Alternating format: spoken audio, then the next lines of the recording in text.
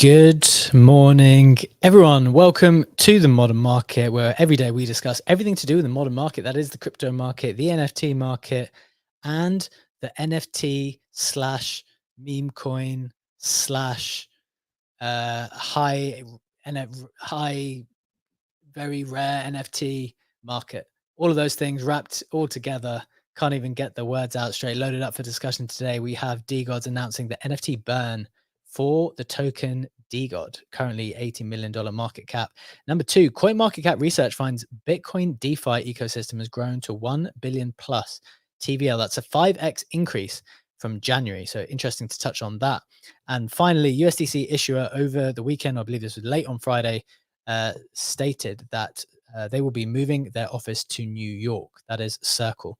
And we've also got the latest on price action on crypto and NFTs and some interesting discussion on a variety of things that we've got going on today. Also touching on Singapore, where I am currently at. Today we've got Legendary in the co-host seat. We're ready to get into it. But before we do that, just a reminder, friends, that nothing that we say here is financial advice. This market is incredibly risky, and we unfortunately do not know anything for sure. So please proceed with caution and exercise your own judgment. With that out of the way, Legendary, it is Monday. It is the 16th of September. How are you doing? GM, doing quite well. YouTube comments already on fire. Husker ETH asked you, how many condoms did you bring with you after that one founder got arrested for bringing 20K of them to Singapore? 201. Oh, was it only 20? Was it 20K the person bought? 20K, yeah, it was 20,000. Oh God, I thought it was 200. So I was going to say 201. None is the correct answer. 20,000. Is that not? I mean, Singapore was pretty strict on a variety of things. I didn't know that was another one of the things that Singapore was strict on. Yeah, I would actually like to look up the law to see exactly what the issue with that is. Would be quite curious to find the legal text on that. To be honest, I think it's just an irresponsible amount. Like, you can't be up to anything reasonable, proportionate, if that's the number that you're going to bring in. This, there are two kind of tests in law, Legendary. There's, when it comes to law, there's reasonableness. There's also proportionality, which is another one of the words that gets thrown around in like legal documents. It's like, is it reasonable? Is it proportionate? I think 20,000 is neither reasonable nor proportionate, especially not proportionate. I can only imagine. But look, I am in Singapore. It's going quite nicely. Do you know what my strategy has always been for these conferences, Legendary? I've told you this before, and it has once again hit gold. What you have to do, this is the more expensive option, and it is the more time-consuming option. Although the expense is not like the main aspect of it, it's come early and stay late. Like I've been to 2 events already, today and yesterday, before a lot of people have arrived, and they were just fantastic. Like so good. A small-ish number of people, lots of people from Singapore, from Hong Kong, from China. So I've met loads of people from this specific region, which in some ways should be the point of why you come, right? I actually realized this the other day, or when I was looking around the group that I was with yesterday, it was all people from Singapore, all people from Hong Kong, and they were all awesome. But I was meeting them for the first time. But then I thought about it. I was like, when we go to all these countries, when we go to NFT Paris and we go to France, do we meet any people from Paris? Do we necessarily meet any people from France? Or are we just meeting up around the world on some kind of university, college holiday with each other, the same people that you talk to all the time? And in some ways that's nice because you get to hang out with the people you haven't spoken to in a while. But on some level, it's like, should we not be meeting the people who are from the region, especially when you travel so far? What do you think about this? Am I crazy for being so like, got to meet the people who are from the region? No, not at all. And this is the way to meet the locals, because otherwise you're gonna end up meeting all of your friends over and over and over again at the conferences, and you're not really gonna get to meet the locals and get to know new people. And it's beautiful. Like, I'm always excited to go to a big conference and reconnect with some of my friends in the space. There's definitely that massive upside to having those couple of days extra if you can manage that and have a chance to meet the locals. I think you did a city tour yesterday is what you posted on X, right? Yeah, honestly, that was so fun. Like, I didn't know anyone there, but Rahim, who is in the audience, good friend from Dubai, had said that one of the guys called Subvert, he is like this prominent cool cat holder. It's quite like talented from a creative perspective. He ran this tour in Hong Kong, and I think Rahim went to that one in Hong Kong. He recommended. He said like, "Oh, it's so good," and he was one of the people who was attending this one with someone else who was from Singapore. I was like, all right, cool. I'm going to go. That seems like the perfect way to get to know a place. And it really was. It was awesome. It was like maybe 6 or 7 of us at the beginning. We walked around the city, went to like these kind of offbeat places to eat, lots of different food, lots of different dessert. And then by the end, we just finished in a bar, and they'd brought, a couple of the guys had brought like loads and loads of these Murakami packs. I don't know if you saw the picture. It was Yeah. really fun. Did you pull something good? Not really. I tried to figure out what would even be good because I'm not familiar with the game, but it was like it was eye-opening to see like that passion in action, because I don't really come from that kind of game playing, card playing background, but I have invested in the Orange Cap Games, Pudgy Penguin IP vibes game, which the event is actually right now in Singapore. I'm going straight after this. So it was interesting to see like people's behavior and interaction and how they experienced that kind of pack ripping experience. And it was really good. It was really good. Hopefully the one today is going to be pretty good as well. I also went to, while we're just on this, we might take a little bit longer on this today before we get into the headlines as usual in just a little bit, and a bigger discussion on all things crypto and NFTs. I went to this place called, what's the name of it? It's the Freeport. There are, I think that's the right name. There are 3 Freeports in the whole world. There is one in Geneva, there is one somewhere else, and there's one in Singapore. And basically, they're these places that hold like tons and tons of like the best art and the best collectibles and just tons and tons of gold. And it's just like these high security, like temperature controlled buildings that are not open to the public. And man, I saw some pretty crazy art today. Like I saw some Picassos that I didn't even know existed, and they said like there are things which have never been in the public eye for like God knows how many years, and that was pretty amazing. And that was like a little tour done by these guys called, who are running the Co Museum. The founder's called Wei. He's out here, based in Singapore, runs this thing's called the Co Museum. They're going to start doing these like asset backed collectibles. So you're going to be able to like fractionalize and buy into this stuff. But that was pretty damn cool to like get inside, because it's not open to the public and you basically can't get in if you're not being shown around. So that was pretty amazing. And again, another example, that event doesn't exist if you turn up on the Wednesday and go straight to some party. Like, you had to be here Monday morning in order to get there. So that was pretty sick. Yeah, that's pretty sick to get access to those. Like, I've never been to one. As you said, it's Singapore, Geneva, and Luxembourg, the 3 Okay. locations. Obviously, the perfect tax havens, because if you store your stuff in a free port, you're not importing that, and you're saving a shit ton of money on having your art and valuables stored in a free port. But getting a tour there is insane. I can only agree with Husker in the comments saying, "Thank you for not live streaming. Would have caused me unbearable FOMO," which I definitely am on his side on that. Oh, we were not allowed to live stream. We were absolutely not Yeah. allowed. Like, in certain rooms, you're not allowed to take any photos, obviously. But yeah, that was actually a very cool experience. So very cool. But look, I'm sure I'll have more stories of what's going on in Singapore over the next few days. If you are here, by the way, hit me up. I'm usually around in the mornings. Actually, that's how my schedule will kind of work a little bit better. But also taking a lot of meetings and stuff. So let's see. If you're around, let me know.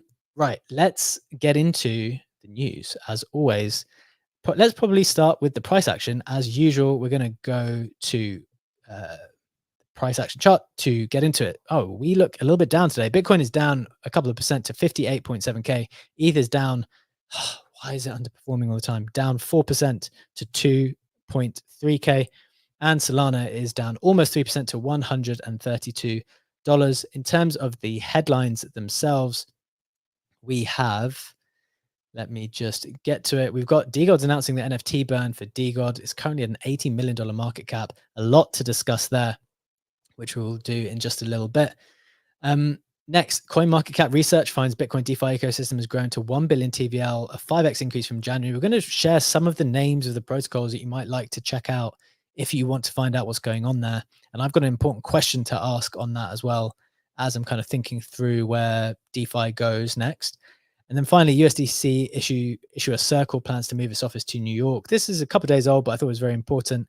Reuters said that they plan to open their new headquarters in One World Trade Center in early 2025. Their move to New York is another sign that the cryptocurrency industry is looking to become more enmeshed with traditional finance.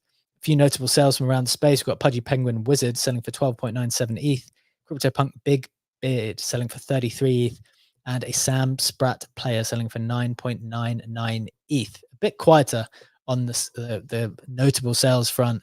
You know how CryptoPunk's been on a huge run recently, kind of getting back up to around 30 ETH. That's kind of quietened down the last few days and not so much aggressive buying anymore.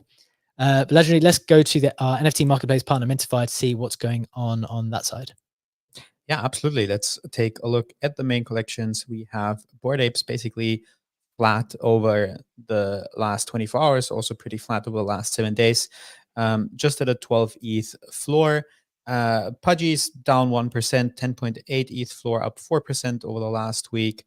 We have Azuki's up 20% over the week, up 2% over the last 24 hours, basically at a almost 5.5 ETH floor, and didn't lose that momentum back to the market after the meme coin news came out, where we had them from Azuki and meme coin on with us last week. Milady's up a touch, 3.38 ETH floor, up 3% over the last 7 days.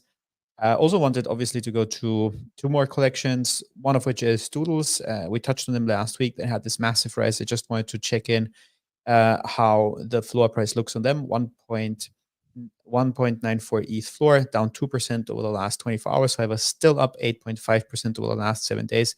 So still maintaining a positive momentum, and kind of goes in line with your theory, B, that we are running out of sellers in the JPEG market, and that moves in the market both up and down are a bit more sustainable. And obviously, which will later lead us into the main story of the day, checking in on the DeGods on the NFT floor side of things, up 35% over the last 24 hours, up 41% over the last 7 days, sitting at the 1.96 ETH floor, almost at 2 ETH, with a shit ton of volume on that, 232 ETH volume over the last 24 hours, that is. Okay. That is pretty damn significant. You know, one other thing that I've kind of noticed from having a few conversations here, you mentioned Azuki, you mentioned Doodles, you mentioned, well, those two that kind of caught my attention.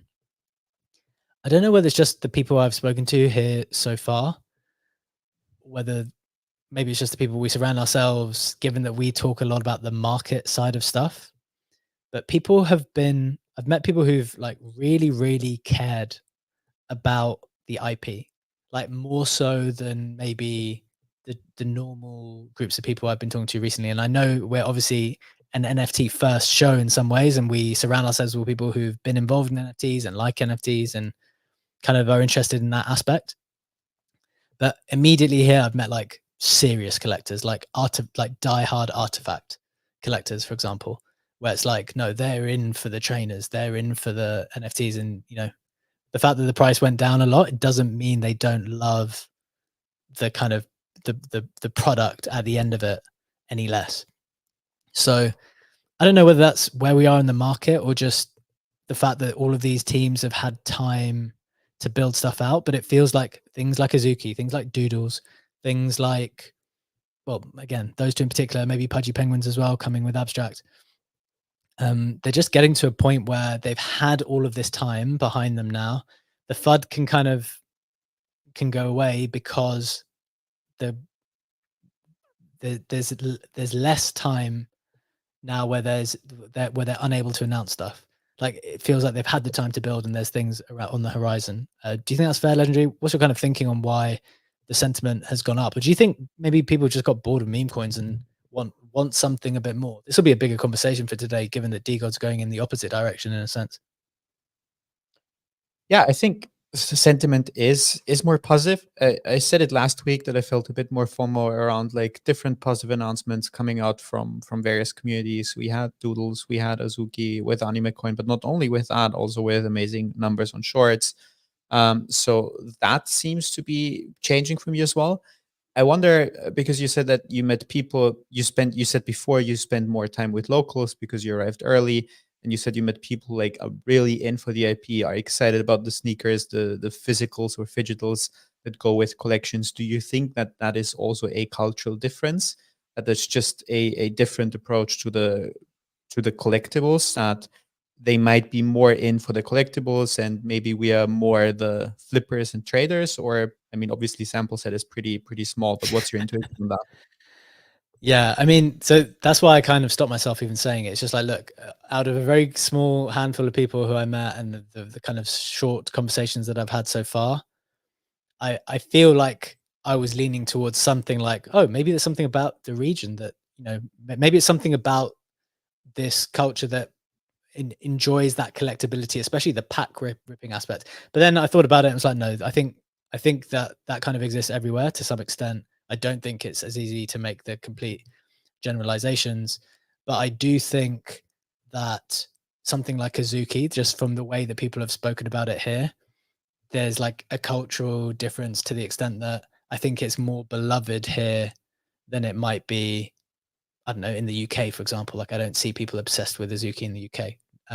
But I do think maybe from that perspective, there's like a greater affinity for one set of IP over another. Maybe that would be my reading of it. Yeah, I guess that's a very fair take. Okay, so as I said, we'll talk a lot more from my random learnings from Singapore over the next few days. But let's get into the segment for today. The segment is back to our Say segment. In this week's segment of What Are They Saying, we hit the main quotes and trending ideas from the weekend to get some hot takes and hopefully catch Legendary out. This segment is brought to you by the Say Network, a superfast L1 parallelizing the EVM. They offered a $250,000 matching pool to support creators contributing to Say. So this is quote number one from Frank DeGods on how DeGod is moving up fast. He said $85 million. Not going to lie, chat, been such a crazy day. This one hits different, 90 million, then 100 million next. Your question, do NFTs have more potential as meme coins, Legendary? Depends on the collection. Maybe for a collection like DeGods, who has mostly been experimenting and focused around building their community, yes. For an IP heavy collection like Azuki or Pudgies, no. I actually agree with that. NFTs, I'm kind of sad that they've done the move, but I think certain collections might be better off as a meme, whereas certain ones you should absolutely stay as NFTs. Number two, from Vitalik on how we are so early to L2s and transactions being cheap on ETH. The whole not just high value DeFi part of crypto can only work if transaction fees are cheap. It's only since March that they actually are. Your question, is it good for ETH in the long term that transaction fees are so cheap on L2s? It doesn't matter, in my opinion. In the long term, mainnet has to become way more potent, have a significantly higher TPS with the sharding and everything that's going on, that it should be the place to transact, and it should be just, you know, a couple of cents to transact there, and L2 transaction prices shouldn't matter in the long term. Yeah, I think it's good for ETH that L2s fees are so cheap, but mainnet needs to become known for doing a certain type of transaction. Maybe the higher value transactions stay on mainnet. It's still obviously got to be good that L2s are so cheap, but you just need some better activity on mainnet as well. Number three, Redacted coin just flew 300 KOLs. I think that was the right number, from Dubai to Singapore for Token 2049 conference, and they went viral. Your question, Legendary, is hiring a plane to fly 300 KOLs around a good use of marketing budget or not?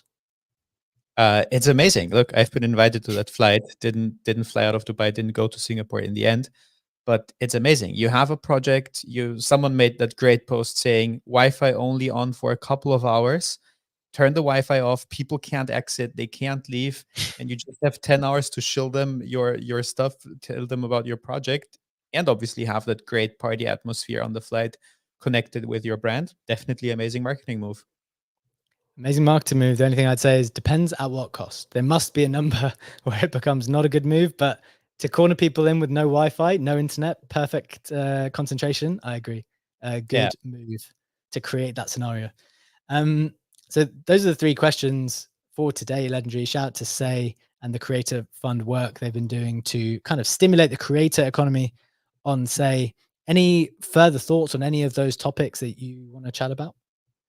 Definitely on the flight. Just Stefano in the comments on YouTube is saying poor normies that were on that flight. There weren't any normies on the flight because they chartered the whole airline, the whole airplane to themselves. And I think it's a more creative marketing move because I had that post a couple of weeks ago criticizing boring marketing in Web3. And I think that was Yeah. actually one of the more creative things that came out of it. Again, I think everyone has seen the footage of karaoke singing and everyone having fun or getting drunk on a plane. It would be a nightmare for me, honestly, to be on that plane. But I also appreciate that everyone had fun on that. But I think that, and just maybe as a disclosure, I'm an investor in Redacted. Invested a good while ago when it was super early, and I didn't know what their capabilities were marketing wise. But Mm. I feel like with that flight you You're happy. manage. As an investor, you're happy now. As an investor, I'm very happy because this is the perspective that I thought about it.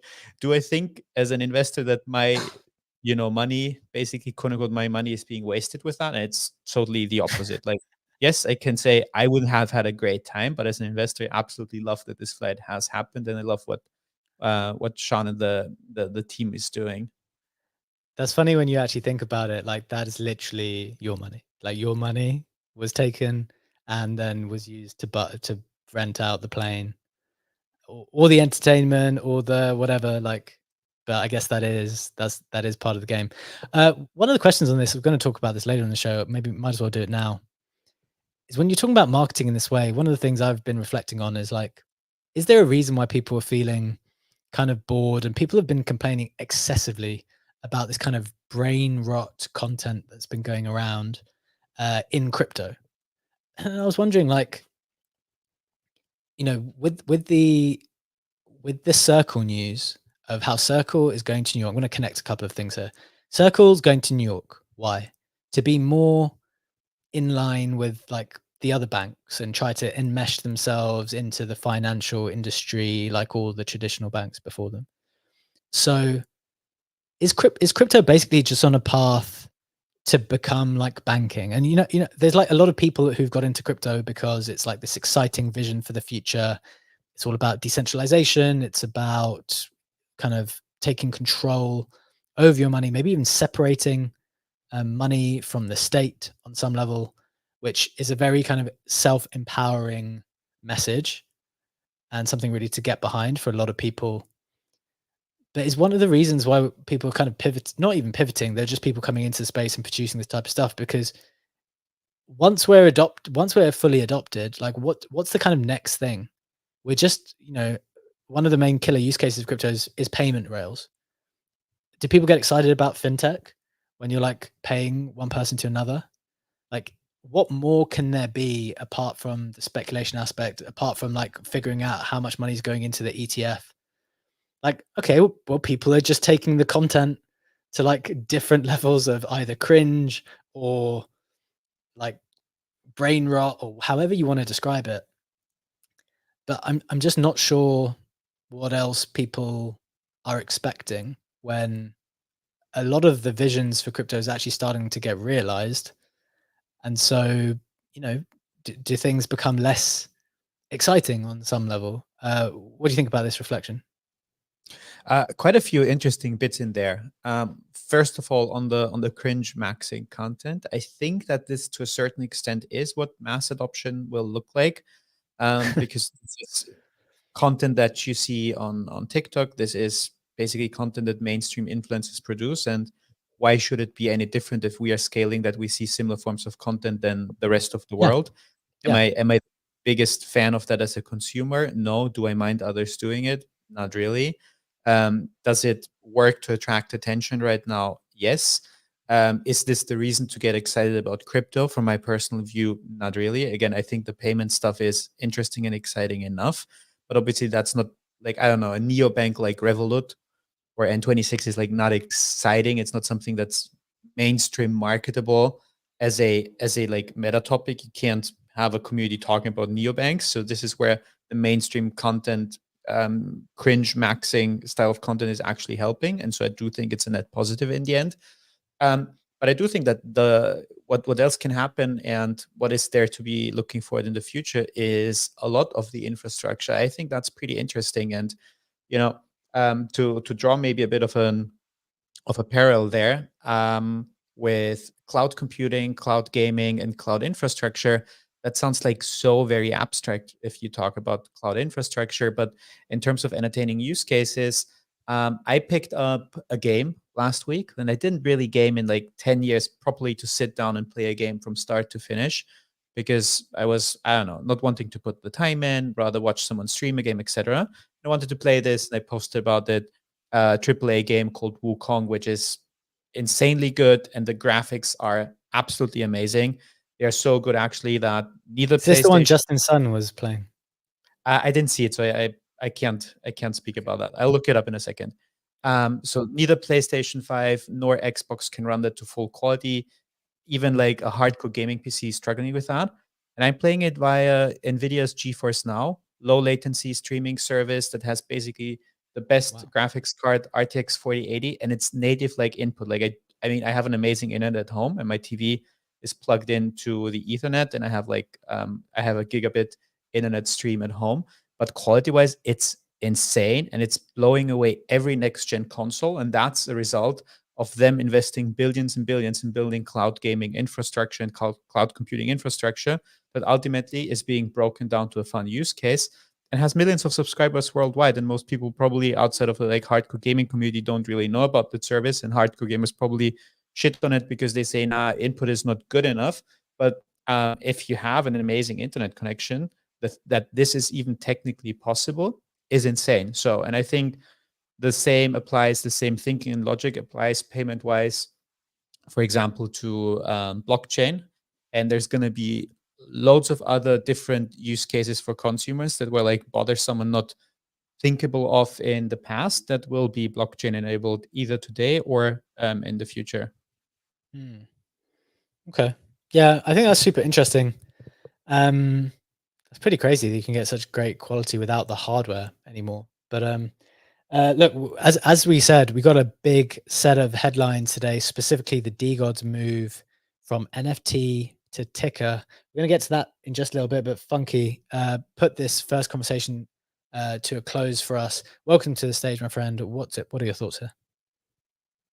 GM fam, Legendary covered a lot of the stuff that I was going to bring up. And when he said Wukong, I had Wu-Tang in my head. So now I'm going to have the saga continues. Wukong, Wukong.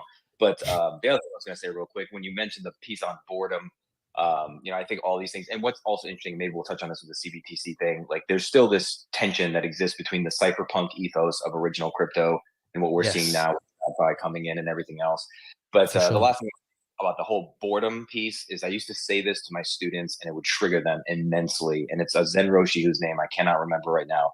If you're bored, it's because you're a boring person. And I'll leave it there. I like it. Funky, one of the things I used to say to my students as well, when it came to exam time, I would say, what a fantastic opportunity for you to demonstrate your skills. What a wonderful day. You get to demonstrate your skills today. That would trigger them as well. I like it. Genuinely though, like I think I actually think about that now. Like if you're in like a stressful situation, or you've got a time where someone's going to judge you, it's like, because I always think back to when I used to play sports, for example. Okay, cool. Loads of people are watching. Isn't that good? Like, if you do well, you're putting on performance. Go out there and. Yeah, it's the same with them on the market, right? When you have those blow up shows because something is happening, when you have a bunch of new listeners who never have seen us before, it's our chance to demonstrate that we're able to Yeah. execute a show that's interesting and manage to win them in the long term. What an opportunity. What an opportunity.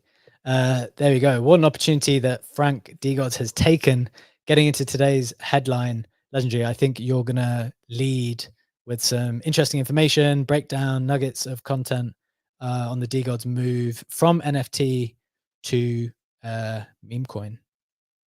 Yep, let me cover that. Whale Swoosh has actually put out an excellent thread on that, and I'm going to use this and sharing it on screen as a reference to go through everything that happened. Whale is saying big news, DeGods goes 404. Just as a side note in the beginning, it's not actually using the 404 standard. It's a standard SBL token, but the concepts and mechanisms that we're going to dive to in a second are the same.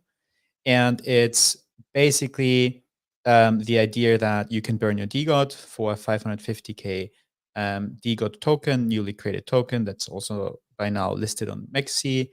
You can also swap that back. So this is why the 404 reference is being made by Whale. The DeGod, you can always use the 550K tokens and swap it back for the NFT. However, that doesn't apply for the UT. The UT, if you burn it, it's gone. And for one UT, you get 120K tokens, and you can do the same with Dust, the original ecosystem token that they had, which you can burn for 36 DeGod. Same mechanism. It's a burn only, so you can't swap back to that. So just summarizing, DeGods can be turned back into NFTs, UTs and Dust can not. A bit on the tokenomics, DeGod supply is 10 billion tokens. So Whale's assuming that 100 M market cap, which is actually not too far off from where we are right now, sitting at 90 mil. So I'm just going to go with the numbers there. That would put a DeGod at 5.5K USD. It would put a UT at 1.2K USD. Both has reflected a massive move up in the ecosystem initially when it also came out. It did pump to 300 mil before it corrected down. And then Whale is also adding to that fungible tokens obviously are more dynamic. You can move faster. Frank has made the point that obviously it's easier to onboard people to just buy one DeGod token than to buy an entire DeGods NFT. And then on the risk side of that, the point that Whale is making is that the value of NFTs will always be linked to the value of DeGod, and NFT projects do thrive on their communities. And then the question is, if a community of 50K DeGod, so the token holders, can be as powerful as a community of 10K DeGods, so the NFT holders. And another open question that remains, and I'm gonna take a break because there's a lot to process already, is how's the feeling on the youth side of things? Obviously, nobody's forced to burn. However, there's people who have spent considerable amounts of money on purchasing some of the Grail youths, like the one-on-ones that I'm sharing on screen. And for them, it's the same token amount if they were to burn them, which they probably won't do. And again, in that case, they can't be swapped back. They would be gone forever. So to me, last thought on that, the really interesting thing looking forward is how will this affect the community from the NFT perspective? How will this affect the floor price, but also the price for rare DeGods or rare youths? Will people then even be interested to rep a rare DeGod if everyone's converting the floor into tokens, or will the rares then become the new floor because this is the only thing that has not been converted yet? There's a lot of game theory in there that we will definitely see play out over the next couple of weeks and months, and I'm interested to watch that for sure. Okay, so fantastic summary so far. A couple of other thoughts. When you talked about the different reactions to this, you genuinely have some people who are obviously like fully on board. You know, the price is going up as well, so people are kind of happy from that perspective.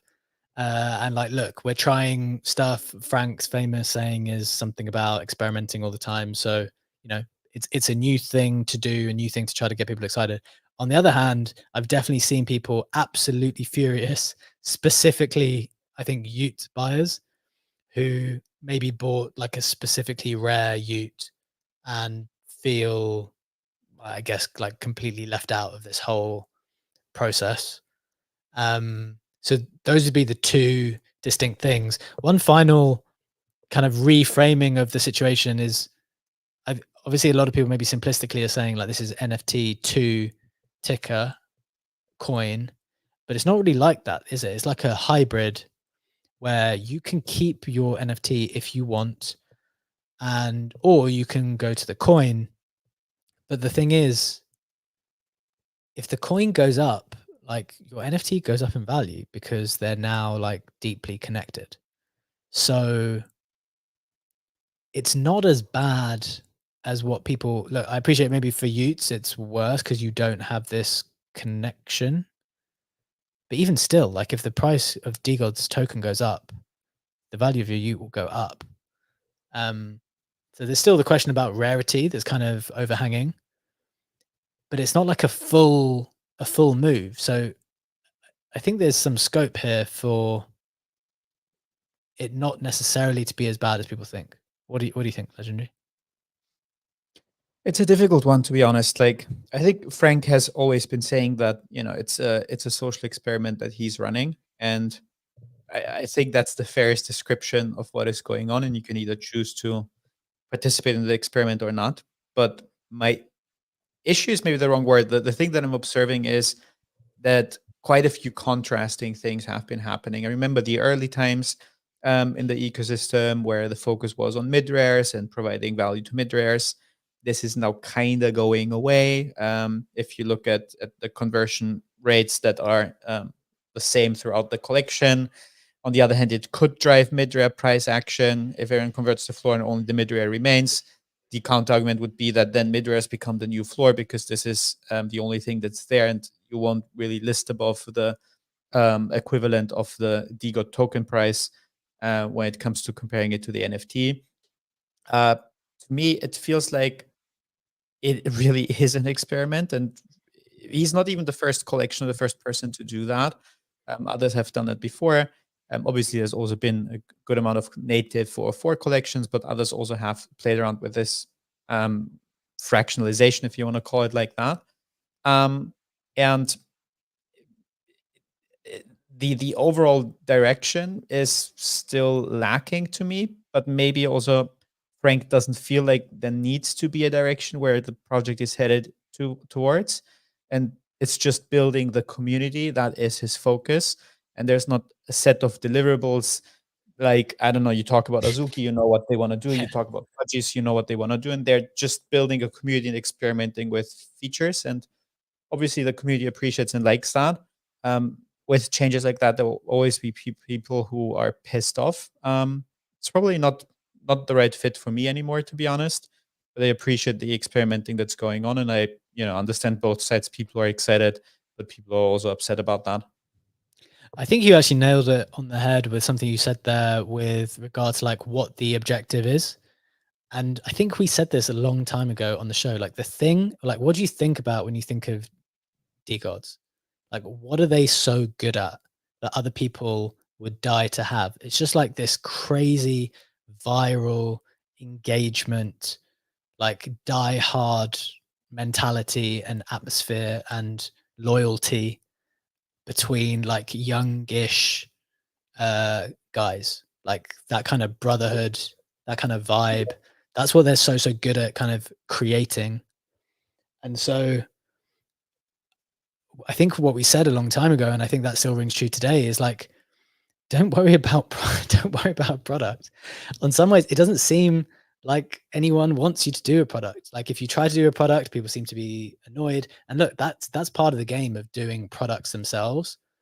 But maybe if you just focus on the thing which is that brings people the most joy for your specific community, you can do that for a period of time. And then you figure out the product another time, like later. And on some level, look, we are completely different in terms of the universes that we're operating in.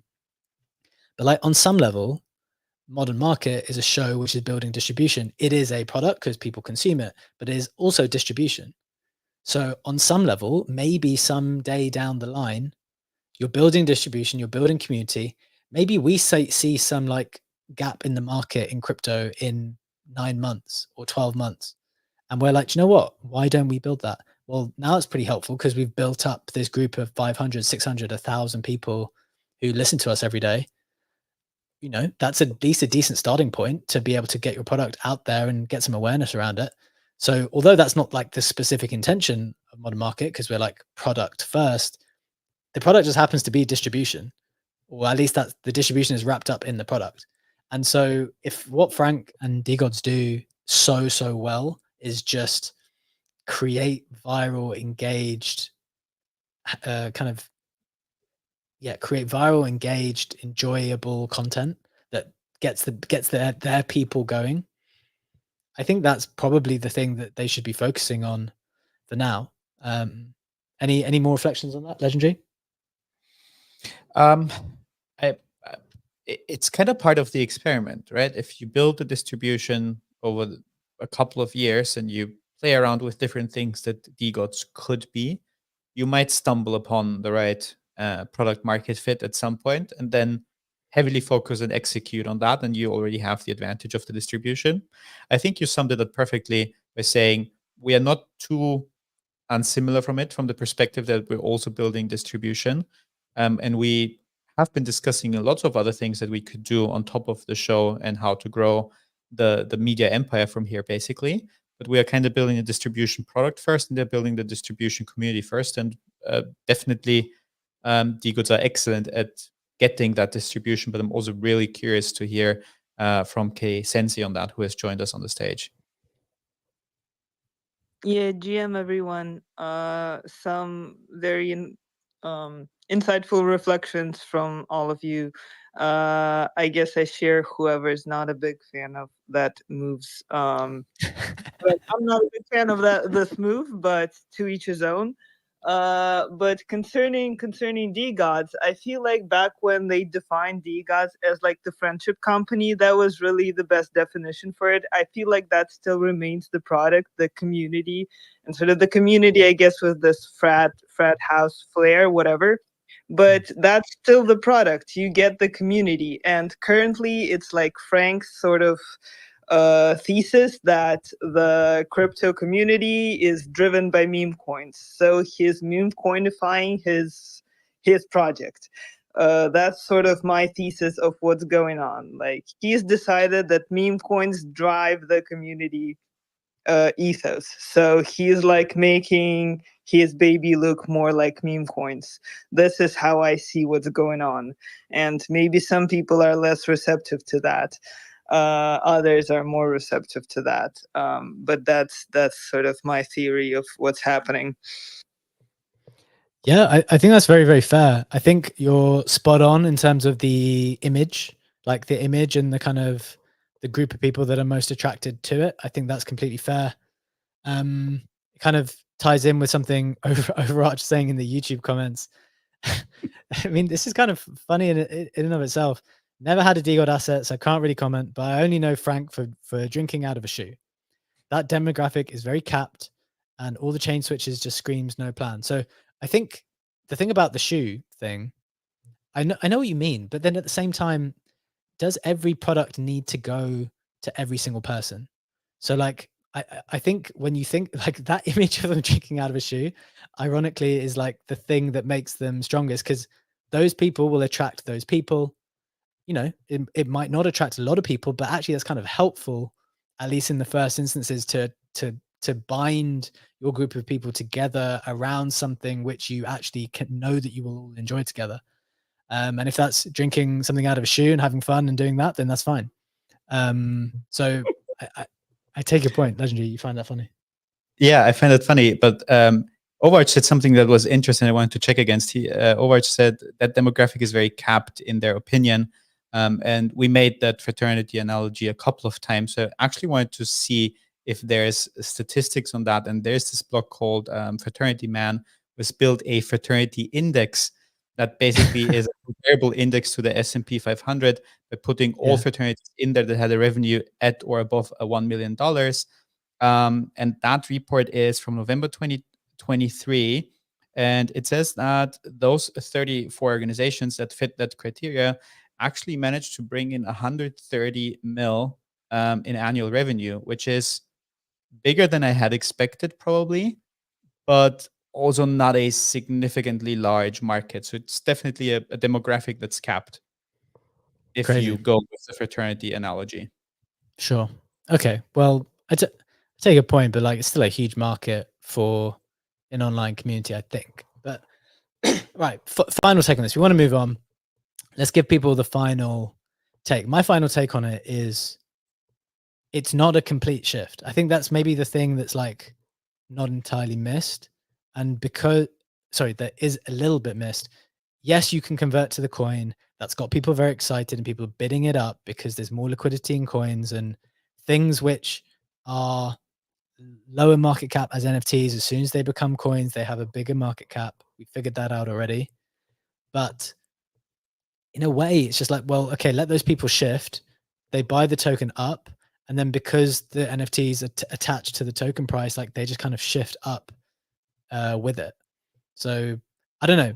Maybe the final thing though I was reflecting, Legendary, is remember how at the beginning and maybe even after 2021, 2022, moving on to 2023, we were pretty, everyone seemed pretty confident that founders should not be speaking about price. Like that was something that people felt pretty confident about. This is obviously a reversal of that kind of wisdom, if that is what we describe it as. What do you think on that? It's definitely a reversal on that. We used to make that analogy to say, oh, a CEO of a publicly traded company is not going to speak about the Nvidia stock day in and day out. Is not going to post about that. And now we're basically in the opposite camp. And like, yes, let's talk about price and let's lead with price. And whatever Frank is doing, that distribution and attention game, he's amazing at. Because I just looked at the time and realized we have 9 minutes left in the show and spent most of the show talking about yet another DeGods experiment. So that's definitely working. It gets the people going. It always gets the people going. I would stick with the wisdom though. As we're about to move on, I would stick with the wisdom. If you want to, it depends on the purpose of your company. If the purpose of your company is to do these type of stunts and move into the meme coin game, then yes, you are going to have to be this type of conductor. But I think it's a tough gig doing this. Once the honeymoon period is over, that is one tough gig, but that's what they've signed up for. So we will watch how they do it. Good luck to them. Right, let's hit the Web3 roundup to get you up to speed with everything else that's been happening in the space in the past 24 hours. And before we hit the final headline, so we have a bunch of news. Very saddeningly, ETH BTC breaks beneath 0.04, which is the lowest weekly close since April 2021. ETH holders getting wrecked when in comparison with Bitcoin at the moment. Number 2, Circle announces collab with Sony to bring USDC to their L2. That is good. And Animoca Brands announces investment in leading digital asset exchange in Southeast Asia. If you can find something that Animoca has not invested in, that is getting quite challenging. A few more bits of news from around the space. DeGods released their first official DeGod merch drop at the same time as this release. The original creator of Flappy Birds denies any involvement in potential re-release of game on Solana and says he does not support crypto. That was kind of sad. Another piece of news over the weekend. And then finally, Base receives criticism after banning one community from its Discord. There were a few community members who were very, very bad, and the whole group got banned as a consequence. There was some kind of uproar around that. And a bit of criticism around Base, but that's bound to happen sometimes. Look, we've got 7 minutes left, Legendary. I kind of wanted to touch on Bitcoin DeFi for a few minutes because I just wanted to more as a learning process for us and our listeners. We've got a lot of people here. We've got 700 people watching in across channels. I think we've got 150 in the space as well. Just want to bring some attention to what's going on Bitcoin DeFi and a question and a thesis that I have for you. So Bitcoin DeFi is gone. This is according to a report from that very reputable company. I should tell you the name as I say that, and you shouldn't have to just trust me on that. CoinMarketCap research. Yeah, CoinMarketCap research. So Bitcoin TVL on layer 2 solutions and sidechains reached over $1 billion as of September the 8th, so a few days ago. And that represents a 5 to 6x increase since January the 1st. So a huge increase on TVL on Bitcoin itself. It's a remarkable 18x TVL growth from January the 1st of 2023. So a lot more capital going into Bitcoin DeFi. And in terms of like what names they're going into, this was just interesting because I wasn't super familiar. Out of these, the only one I'd heard about was Merlin Chain, but you've got Core holding 27.6% of the TVL. You've got BitLayer holding 25%, Rootstock holding 13.8%, and Merlin Chain holding 11%. So the first learning from this for me, when I was reading this earlier, is I don't know a lot about any of this. These are like all new names, but it was good for me to learn. And I hope for the people who are listening to learn as well. Like if I want to go and check it out, these are the ones that you might want to have a look at. And then the second thought I had was, do we think, I'm just going to name some Bitcoin DeFi projects as well in case people are interested. You've got Pell Network, Avalon Finance, Colon Protocol, Money Chain on Rootstock. So you've got a variety of things here. But the question I was going to ask, Legendary, is when I was thinking about trying to get involved in Bitcoin DeFi, I do think that's something that people are interested in. There'll be like demand to try to put your Bitcoin to work. But the question is, with Coinbase's wrapped Bitcoin that has just come out, does Bitcoin DeFi happen on ETH? Like, will Bitcoin DeFi I mean, I know people are building the Bitcoin L2s and I know people are trying to push the Bitcoin stuff, but practically it's way harder to transact on Bitcoin. They're years behind in their development. Wouldn't it be so much easier if you just wrapped your Bitcoin up and put it with Coinbase and earned whatever you wanted to earn from that perspective? Is there a chance that this is all happening too late if Coinbase has their wrapped Bitcoin product? And I know that there was another wrapped Bitcoin product before, and like that hasn't necessarily meant anything. But what's your thinking here when you're thinking about getting involved in Bitcoin DeFi? So the article is actually covering that, or the report is covering that in a very good way. There's a section that says what Ethereum can learn from Bitcoin, and I feel like that perfectly answers your question. And I agree with the take there. It says the 3 points that ETH can learn from BTC is, real quick, security and decentralization, simplicity and robustness, focus on storing value. And what they mean by that is, obviously, ETH, we have the L2 wars. With L2s, you have some kind of security trade-offs, which must be carefully managed, is what the report is saying. But then the second part, which I find the most interesting, is the simplicity and robustness part. And it says, Bitcoin's simple and more robust scripting capabilities, although less flexible, have resulted in fewer vulnerabilities compared to complex smart contracts on ETH. ETH developers could benefit from prioritizing simplicity and robustness in smart contract design to minimize security risks. I feel like we just had the discussion last week on the APUNK that got sold after the fractionalization on Niftex for a fraction of its value at 10 ETH. And even though G-Money was one of the largest shareholders with an 8% stake in it, wanted to stop that, but couldn't because he couldn't figure out the smart contract in time. So I do think that if you have a large amount of BTC and want to put that to work, maybe you do prefer a solution that's a little less flexible than what you can do in ETH with a Loop DeFi protocol that allows you to go quite crazy with APR and how you put that capital to use. And you're maybe more rigid on BTC, but maybe also operating on the protocol that's then safer and more stable, which kind of goes in line with the idea of the focus on being a store of value, which BTC certainly is. So wait, which one are you saying is the safer one? BTC. What, doing BTC on Bitcoin? Yeah. Why? But all the contracts are being done like as we speak, so there's like less history of security, no?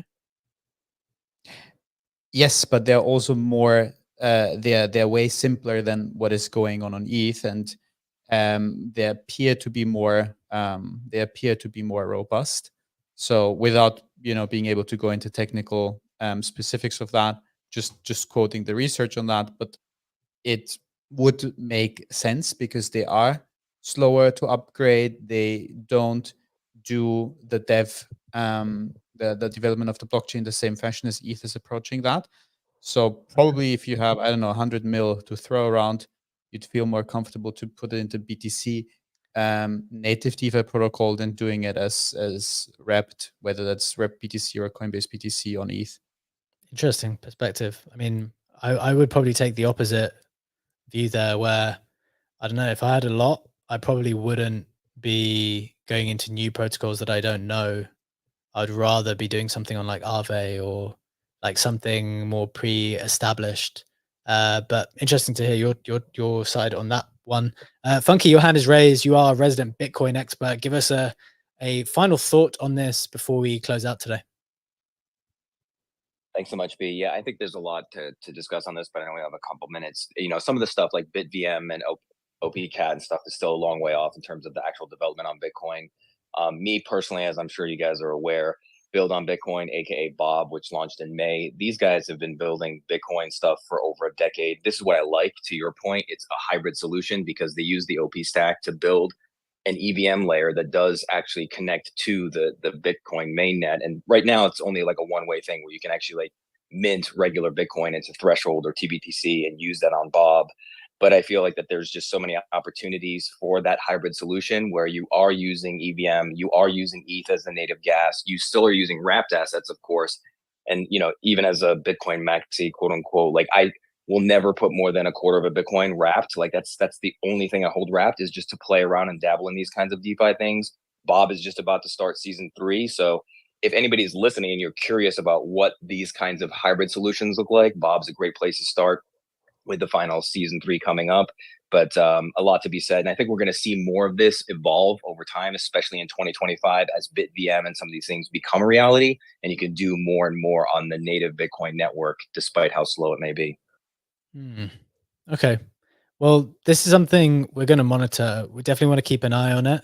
I want to also watch as we go forward the amount that's getting poured into the Coinbase wrapped Bitcoin, because I think that will be telling as to where Bitcoin DeFi kind of wants to flourish. So we'll be keeping an eye on that. But that is the end of today's show, guys. Hope you enjoyed it.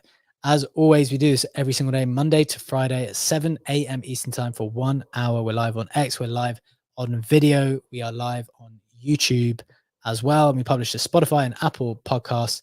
Thank you so much to my legendary co-host, Legendary, and our routine Bitcoin expert, Funky, who's up on stage with us, and Sensei, who is a fantastic contributor too. Have a wonderful day. We will see you again tomorrow. Bye-bye.